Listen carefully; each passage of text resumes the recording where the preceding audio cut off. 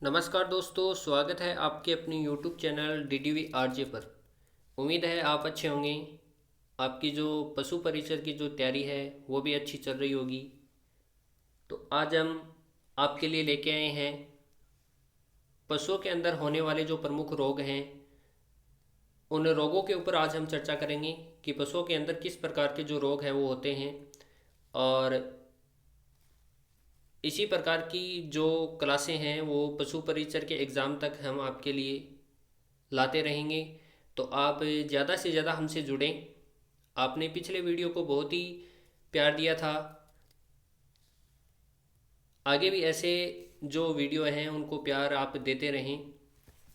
तो हमें आज आपके लिए लेके आए हैं पशु परिचर के अंदर पशुपालन से संबंधित जो क्लासें, और उसके अंदर हमने आज आपके लिए महत्वपूर्ण क्वेश्चनों की श्रृंखला रखी है। वो है पशुओं के प्रमुख जो रोग हैं उनके बारे में आज हम चर्चा करेंगे। तो जल्दी से जुड़ जाएं क्लास के अंदर। और अगर क्लास को आपने आगे शेयर नहीं किया तो आगे शेयर ज़रूर करेंगे आप क्लास को, उम्मीद है आपसे।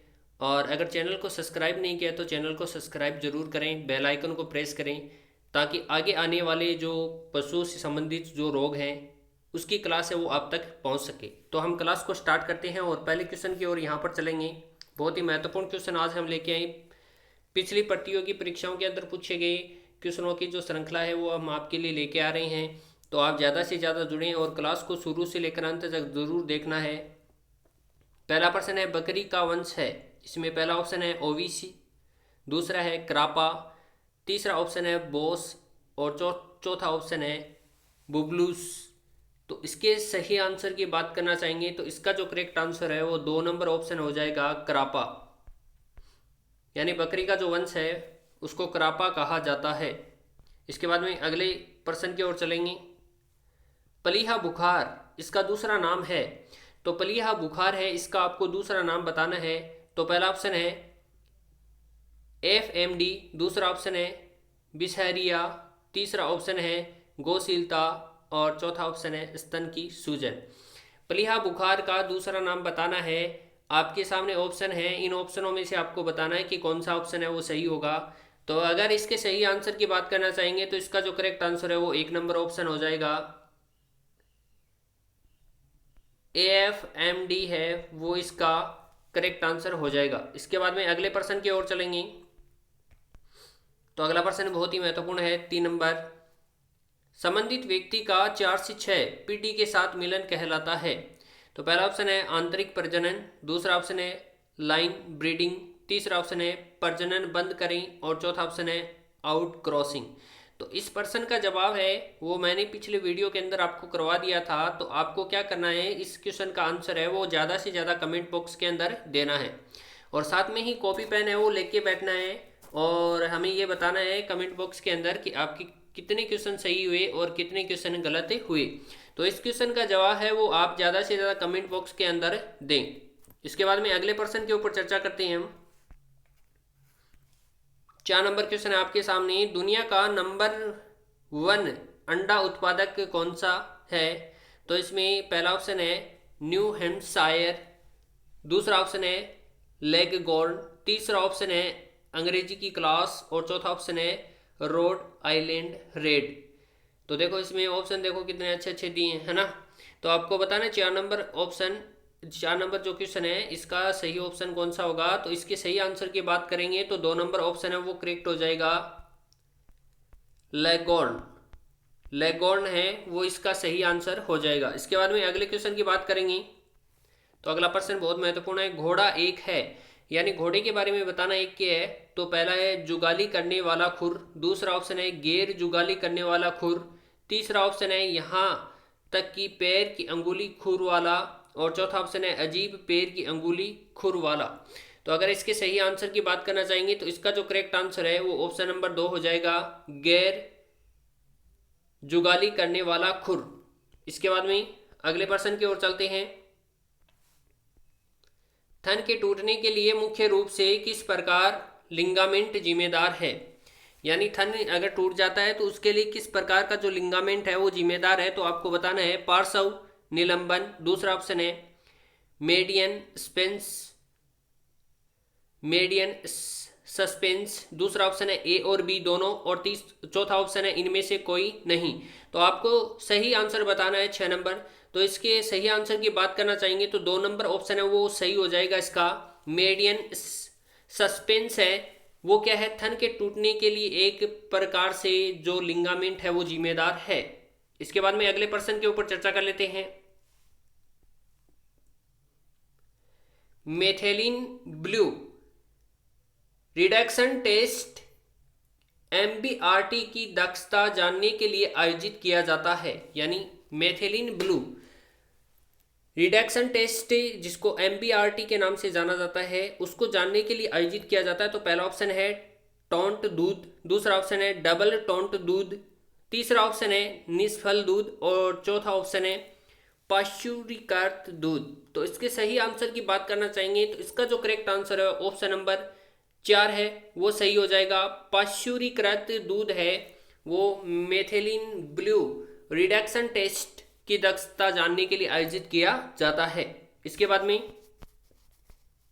अगले प्रश्न के ऊपर चर्चा कर लेते हैं। निम्न में से कौन सा विटामिन रहता है राम दूध के ताप उपचार पर सबसे अधिक प्रतिरोधी है? तो पहला ऑप्शन है विटामिन ए, दूसरा है विटामिन सी, तीसरा ऑप्शन है विटामिन बी आई, और चौथा ऑप्शन है विटामिन B12। अगर इसके सही आंसर की बात करना चाहेंगे तो इसका जो करेक्ट आंसर है ऑप्शन नंबर 1 है वो सही हो जाएगा। विटामिन ए है वो इसका करेक्ट हो जाएगा। इसके बाद में अगले प्रश्न की बात करेंगे।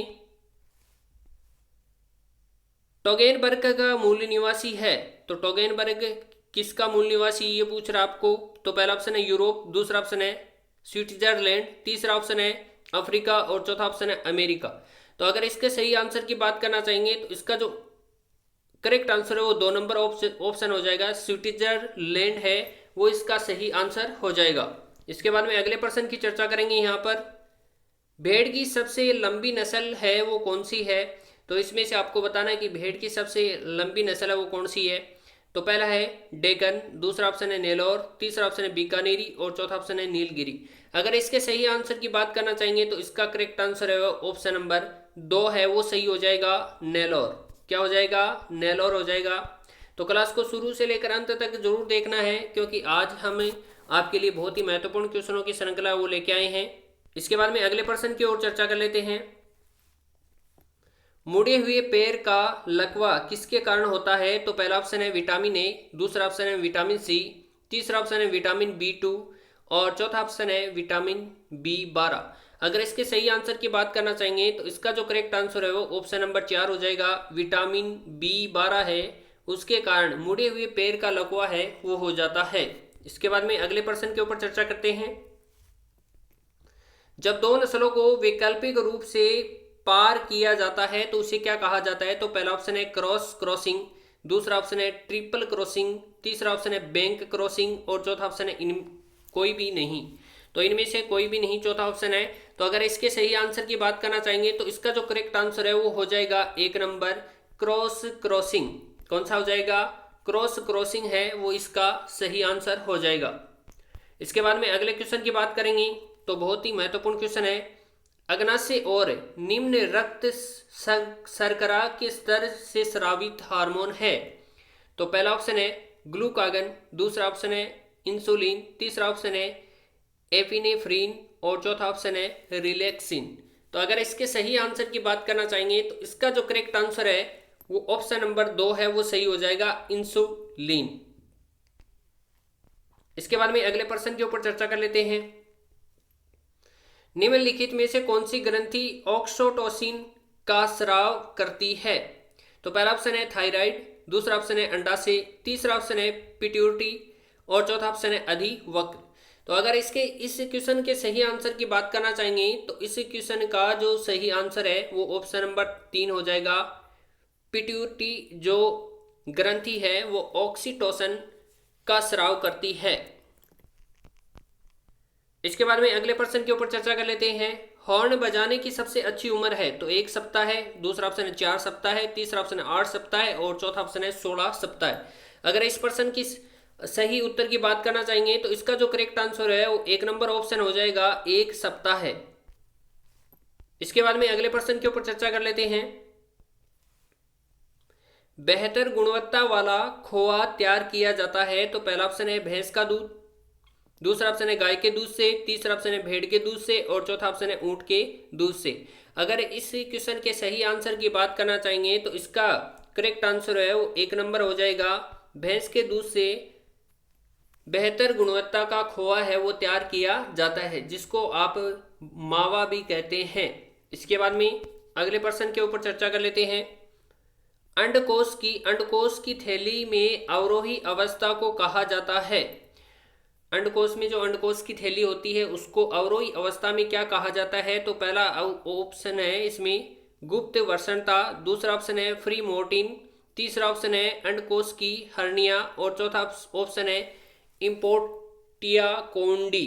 तो इस प्रश्न के अगर सही आंसर की बात करना चाहेंगे तो इस क्वेश्चन के सही आंसर की जो हो जाएगा वो हो जाएगा 1 नंबर ऑप्शन गुप्त वर्षणता।